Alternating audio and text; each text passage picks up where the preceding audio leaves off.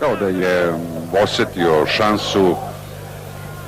Đoko Hadžijevski ne vrši izmenu, želi da ovaj sastav koji je i počeo utakmicu realizuje određenu prednost u pojedinim trenucima. Ćurčić, Beširović, šansa, jedan. Kapitenski.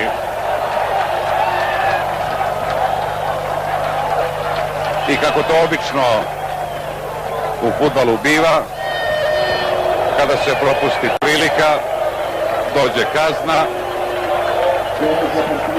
Olako su fudbaleri Vojvodine propustili loptu svom protivniku, a Saša Ćurčić, koji je uneo mnogo snežine u drugom poluvremenu, koji je 2 puta bio u situaciji da i sam omatira golmana Kocića, sada se odlično probio preko leve strane, još bolje centrirao, došla je lopta do Alberta Nađa i kapitenski.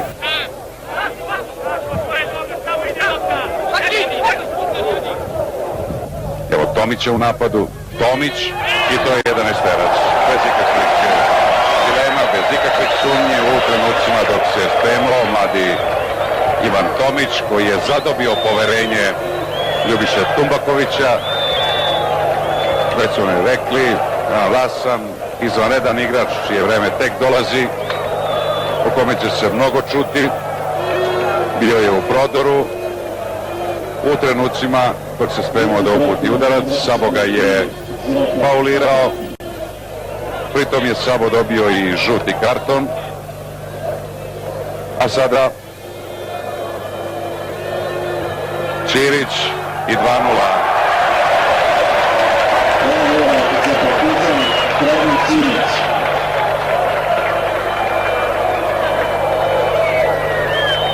Dragan Ćirić mirno, staloženo, sigurno,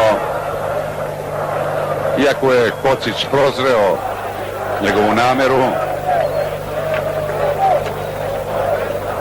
bio je kratak,